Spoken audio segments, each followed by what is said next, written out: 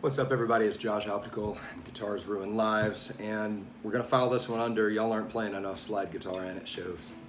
So if you're beginning on the slide guitar, there are two major things that make it work or not work. The first one is the most obvious.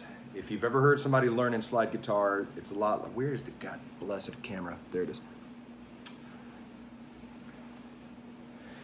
If you're learning to play slide guitar, it's like hearing somebody learn to play violin.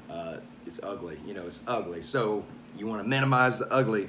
And luckily, unlike a fiddle, a guitar has note marks. That's what I'm calling frets, or note marks. So you want to get directly above the note mark.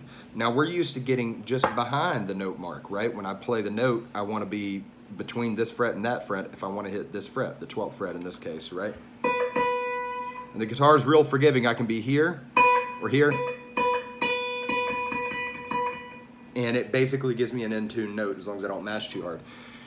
But the reason I want to be close to the fret is because the fret is actually activating, that's what's activating this end of the string and cutting off this end. Right where the fret is determines which part of the string you're hearing, this part, and which part gets muted. So when you're using a slide, I can't be just behind that note like I would when I'd fret it.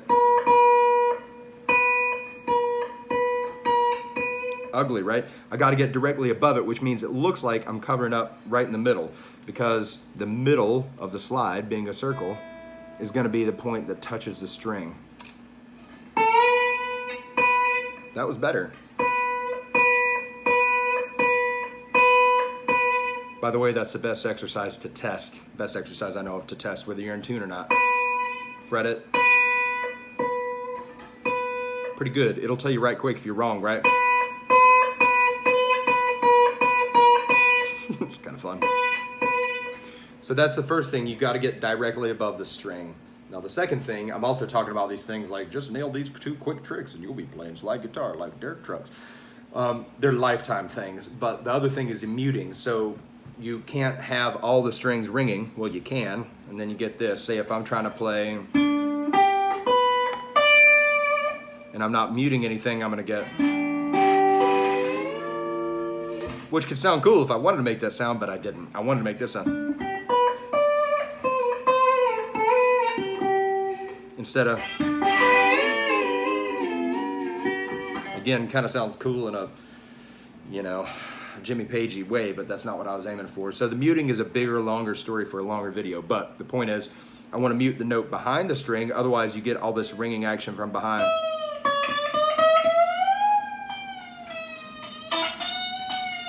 Getting that noise. And then the even bigger thing is muting the strings that you're not playing. Long video, long idea like I'm talking about, but I'm just giving you the notion. If you're trying to play this, or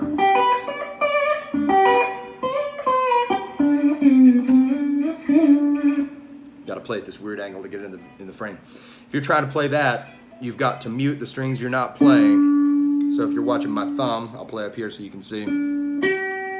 Muting, muting. I'm muting the strings above and below with my hand and all that stuff. A lot more to talk about, but at least now you know the idea. So let's get you playing some slide guitar. There it is. Let's get you playing some slide guitar.